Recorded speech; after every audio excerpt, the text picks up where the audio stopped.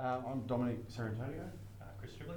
So we are Cera Stribley. I'm here to present the St Hubert Cellar door, a project that we finished in April last year. St Hubert's is the oldest winery in the Yarra Valley region, and with that came there was an element of expectation from our perspective. We really wanted to create something that was meaningful and would last, or have the same heritage that the land had. Our concept for the project was derived off the name itself. So St Hubert's, after the vineyard's named after, was an avid hunter, and the idea of the hunt really sparked our imagination and led the path for the project in terms of how we were thinking about it. Whilst we're here to talk about the cellar door, the St Hubert's vineyard is part of a larger master plan, and there's a restaurant, there's a function centre, there's a cellar door, and stage 2 is a hotel. I'm here to talk about the cellar door, which is what we talked about as an encounter. It was an opportunity to really feel like you were on top of the vineyard. One of the briefs from the client was that they really wanted to feel part of the vines, really be able to touch and feel them. So the design approach to sync the cellar door was a way to try and create that connection to the land. This is the existing site sheds that were on the site before we started working on it. There was an existing driveway as well. They were fairly agricultural sheds that form part of the vineyard. We really liked those structures, and we decided to keep them as a way of paying homage to the site and the site's history. And you can see how the restaurant, the function place and the wine centre, how we were thinking about it in the early concept phase. We drew out the cellar door, pulled it close to the vineyard, and then created a very different piece of architecture as opposed to the fairly typical sheds.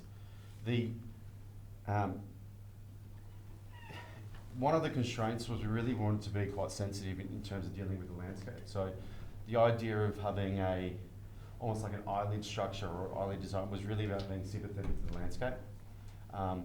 As well as, that also led us to create the green roof on top, which is one of those beautiful moments that we didn't really plan for, that, today when people use it, the kids rolling down it, and quite a playful gesture for the project.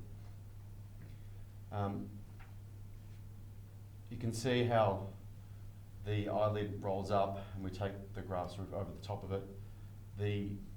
There's a copper soffit that rolls around, which forms part of this.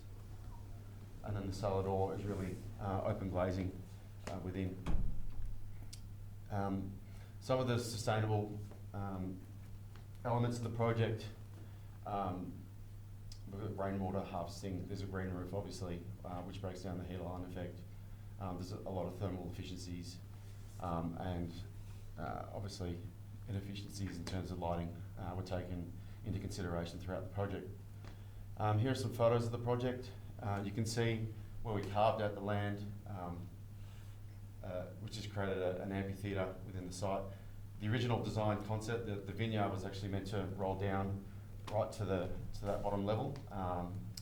Unfortunately, the client decided that they wanted to turn it into an amphitheatre for concerts. So that was a bit of a missed opportunity from our perspective, but nonetheless, we still think it's a wonderful space and provides plenty of flexibility for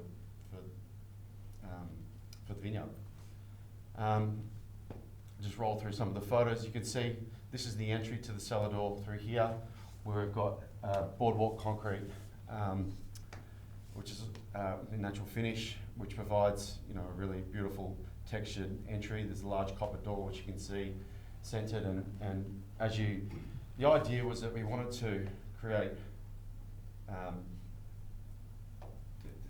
a really small space so that when you got into the cellar door, it really opened up and really captured the views of the vineyard beyond. Here's just some of the views. You can see that beautiful copper soffit that rolls around and really catches the eye and catches the light as well. Some of the finishes. In terms of the floor plan, as you can see, we've got that ceremonial entry from the west. There was a shop which we didn't do. Well, we did the architecture, not the internal fit out. You come into that confined space and then you open up into this large cellar door space. There's the large skylight, which becomes a bit of a feature upon entry.